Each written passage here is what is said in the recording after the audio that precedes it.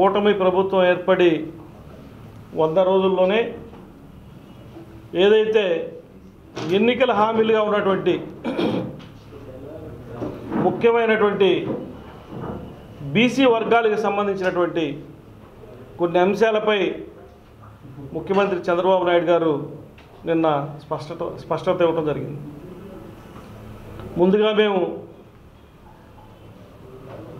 చంద్రబాబు నాయుడు గారికి, పవన్ కళ్యాణ్ గారికి, ఈ యొక్క బీజేపీ నాయకులు పురంధేశ్వర్ గారికి బీసీ యొక్క ప్రయోజనాల గురించి ఆలోచించినటువంటి కూటమి ప్రభుత్వంలో ఉన్నటువంటి ప్రతి నాయకుడికి కూడా జనసేన పార్టీ తరఫున వారికి కృతజ్ఞతలు తెలియజేస్తూ ఉన్నాం. అంతేకాకుండా రాబోయే రోజుల్లో ప్రభుత్వం వైపు నుంచి ఏ విధమైనటువంటి సహాయ సహకారాలు అందబోతూ ఉన్నాయి, బీసీలకి ఈ ప్రభుత్వం ఏం చేయబోతూ ఉంది అని గుంటూరు జిల్లా వ్యాప్తంగా ఒక మీటింగ్ ఏర్పాటు చేసి గుంటూరు పట్టణంలో బీసీలందరూ కూడా సమైక్యపరిచి ఈ ప్రభుత్వానికి ఏదైతే మనకి బీసీలకు చేస్తున్నటువంటి కార్యక్రమాలని ఈరోజు అమలుపరచబోతూ ఉందో ఆ మీటింగ్ ద్వారా కూడా మరలా భారీ ఎత్తున ప్రభుత్వంలో ఉన్నటువంటి నాయకులందరికీ, చంద్రబాబు నాయుడు గారికి, పవన్ కళ్యాణ్ గారికి, పురంధేశ్వర్ గారికి, కూటమి ప్రభుత్వ నాయకులందరికీ కూడా మరొకసారి పెద్ద ఎత్తున మేము అభినందన తెలబోతూ ఉన్నాం. అంటే ముఖ్యంగా ఎప్పటి నుంచో ఉన్నటువంటి అంశం చట్టసభల్లో బీసీలకు 33% రిజర్వేషన్లు కావాలి అని. గత ప్రభుత్వంలో ఉన్నటువంటి జగన్మోహన్ రెడ్డి గారు నేను బీసీలకు అది చేస్తాను ఇది చేస్తానని ఫెడరేషన్లని కార్పొరేషన్లకు ఏర్పాటు చేసి ఒక్క రాజకీయ పదవులు ఇచ్చారు తప్పితే ఎక్కడా కూడా ఆ వర్గాల్లో ఉన్నటువంటి పేద వర్గాల వారు ప్రభుత్వ రూపేణా లబ్ధి పొందినటువంటి అంశం ఒక్కటి కూడా లేదు. కానీ ఉమ్మడి ప్రభుత్వం చంద్రబాబు నాయుడు గారి నాయకత్వంలో, పవన్ కళ్యాణ్ గారి నాయకత్వంలో ఏదైతే మేము చేస్తామని చెప్పామో దాన్ని చేయడానికి ఒక ప్రణాళికను ముందుకు తీసుకొని ఈ యొక్క చట్టసభల్లో బీసీలకి 33% రిజర్వేషన్ని ముందుగా మన శాసనసభలో బిల్లు పెట్టిన తర్వాత కేంద్రానికి నివేదిస్తామని చెప్పడం జరిగింది. దానికి ప్రత్యేకంగా వారికి కృతజ్ఞతలు చెప్తా ఉన్నాం. అట్లానే బీసీ భవన్లు 2014-19లో చంద్రబాబు నాయుడు గారు ముఖ్యమంత్రిగా ఉన్నప్పుడు బీసీ భవన్ల ఏర్పాటు కోసం ప్రతి జిల్లాలో కూడా శంకుస్థాపన చేయడం జరిగింది. ప్రభుత్వం మారిన తర్వాత వైసీపీ ప్రభుత్వం వాటిని ఎక్కడా కూడా ఒక అడుగు కూడా ముందుకు పడకుండా మూలన పడేసినటువంటి సందర్భం. మరలా కూడా బీసీ భవన్లు ఏర్పాటు చేస్తామని చెప్తా ఉన్నారు.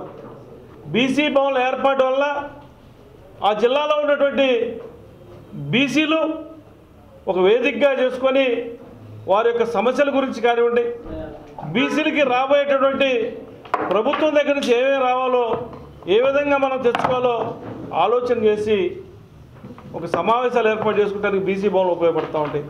అంతేకాకుండా ఆ భవన్లో తక్కువ రుసుముతో పేద వర్గాల వారు పెళ్లి కార్యక్రమాలు చేసుకోవడానికి, శుభకార్యాలు చేసుకోవడానికి కూడా ఉపయోగపడుతుందని చెప్పి కూడా మా యొక్క అభిప్రాయం. అందులో భాగంగా ఆ రోజున చంద్రబాబు నాయుడు గారు బీసీ భవన్లు ఏర్పాటు చేయడం జరిగింది. దానికి కూడా వారికి కృతజ్ఞతలు తెలియజేస్తూ ఉన్నాం. అట్లానే బీసీ స్టడీ సర్కిల్స్లో ఏదైతే పేద విద్యార్థులు ఉన్నారో బీసీ పేద విద్యార్థులు వారికి చదువు కోసం 10 కోట్ల రూపాయలు వెంటనే విడుదల చేయమని అధికారులు ఆదేశించడానికి కూడా మేము వారికి కృతజ్ఞతలు తెలియజేస్తూ ఉన్నాం. అట్లానే విదేశీ విద్య గతంలో పేద వర్గాల వారు విదేశాల్లో చదువుకునేటందుకు ప్రభుత్వం సహాయం చేస్తే వైసీపీ ప్రభుత్వం వచ్చిన తర్వాత దాన్ని బుట్టదాఖలు చేసింది. మరలా దాన్ని పునరుద్ధరించారు. దానికి కూడా వారికి కృతజ్ఞతలు తెలియజేస్తూ ఉన్నాం.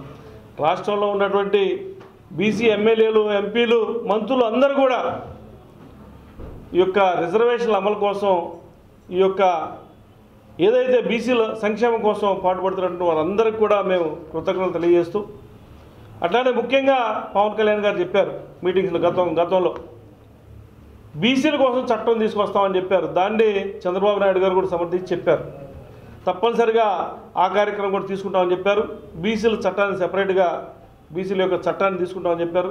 దానికి కూడా వారికి కృతజ్ఞతలు తెలియజేసుకుంటూ, అట్లానే ఏదైతే జాతీయ వెనుకబడిన తరగతుల ఆర్థికాభివృద్ధి సంస్థ నుంచి బీసీలకి 100 కోట్ల మేర రాయితీలు తీసుకొస్తామని చెప్పారు. దానికి కూడా మేము వారికి కృతజ్ఞతలు తెలియజేస్తా ఉన్నాం. అట్లానే గురుకుల విద్యార్థుల్లో వైకాపా ప్రభుత్వం పెండింగ్లో పెట్టేటువంటి 110 కోట్లు కూడా రిలీజ్ చేస్తూ ఉన్నారు.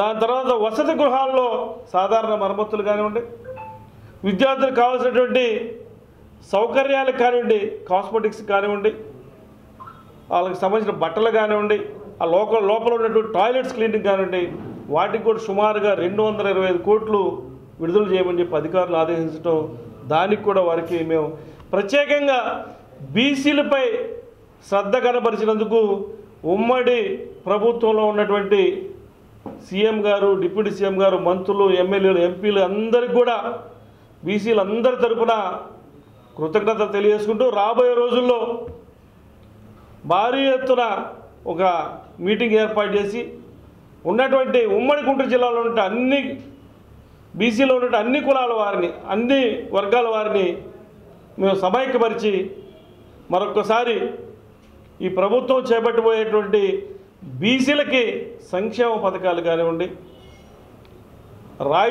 రుణ రాయితీలు కానివ్వండి, ఏదైతే బీసీ భవనాలు కానివ్వండి, వాటి వల్ల వచ్చే లాభాలు కలిగేటువంటి ప్రయోజనాలని వారందరికీ వివరించి మరొకసారి చంద్రబాబు నాయుడు గారిని, పవన్ కళ్యాణ్ గారిని కలిసి స్వయంగా వారికి మేము కృతజ్ఞతలు తెలియజేయడానికి ముందుకు వెళ్తామని చెప్పి కూడా తెలియజేసుకుంటాం.